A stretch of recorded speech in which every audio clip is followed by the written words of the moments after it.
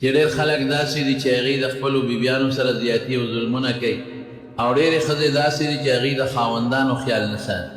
ما ته ډېر ټېلیفونونه راځي د هغې په وجه ډېرې جینکۍ د پلارانو په کور ناستې او یا ډېرو له طلاق میلو شي یا ډېر هلکان داسې وي چې هغه غریبانان مجبوره ښځه خدمت نه کوي سروالې بروالې ګرځي نو دا زور اسلام ته لاړ شي.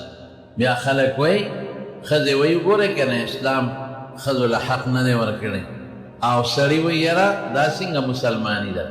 نو نن بیان کې ډېر مختصر ځکه بیماره مې د دواړو د ښځې د خاوند یو بل سره خوشګوار او ښکلی ژوند د دې متعلق خبره چې دا سړي مو واوري چې د ښځو سره ښکلی ژوند تېر کړي او ښځې مو واوري چې د سړو سره ښکلی ژوند تېر کړي. دو حدیث هم ستاسو مخکې ذکر کړل. یو حدیث کې رسول الله صلی الله علیه وسلم فرمایي چې کومه ښځه خپل 15 منځونه کوي او د روژې د میاشتې رمضان روژې نیسي او د خپل اندام حفاظت کوي او د خاوند تابعداري کوي د جنت په کومه دروازه چې ورځي نو ورځي. اوس د دې لپاره دا شوه چې ته به د خاوند تابعداري کوي په ګناه کې به یې نه کوې په نارواو کې به یې نه کوې. او خاوند څه وایي رسول الله مبارک فرمایي بهترین انسان په تاسو کې هغه دی چې خپل کور ښځې بال بچ سره ښي او زه په تاسو ټولو کې د خپلې ښځې سره بیبیانو سره او د کور د خلکو سره ښیم. نو خاوند به ښځې سره ښه سلوک کوي ښکلی ژوند به تېروي باغي کېږي به نه او ښځه به د خاوند تابعداري کوي بغاوت به نه کوي نو ښکلی ژوند به تېروي. د دې نه خشته ژوند بیا نشته. قاضي شریح دا د حضرت عمر فاروق رضی الله عنه زمانه کې قاضي و.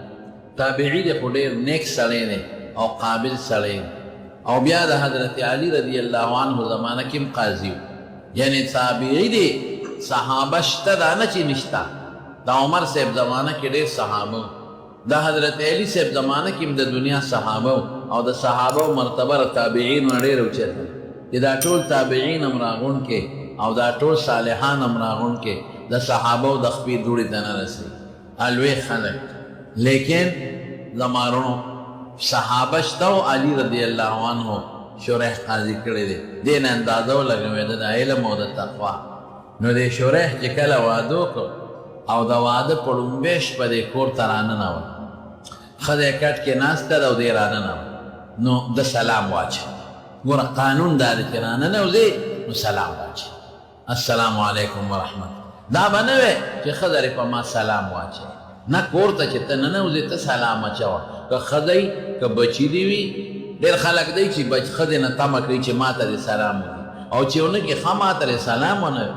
د بچو نه تمه کوي چې ما ته سلام وکړي او چې وی نه وي نو بچو ته غوسئ ما ته سلام ونه وي. چې بچي راننوځي بیا د هغې حق دی چې سلام واچوي. چې ښځه راننوځي د هغې حق دی چې سلام واچوي. چې څوک ناست یو بل پرې راشي به لومړی سلام واچوي.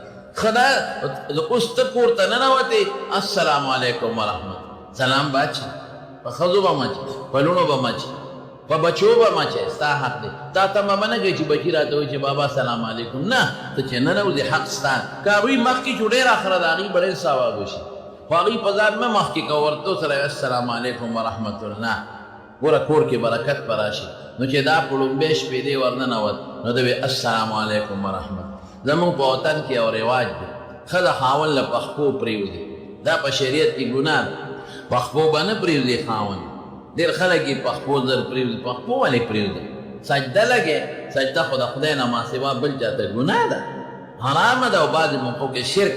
نو دا پښپو پرېوتل پکې نشته. اوس هم ګوره ډېر خلک داسې انګور راشي څخر له پښپو کښېني او خواخله او چې پرې ونه ځي نو بیا ورته غوسئ وایي ته ما له پښپو پرېنوتې. نه پښپو به چاله هم نه پرېوځئ. لاس به ځمکې له نوړی او نه به پښپو پرېوځئ چاله.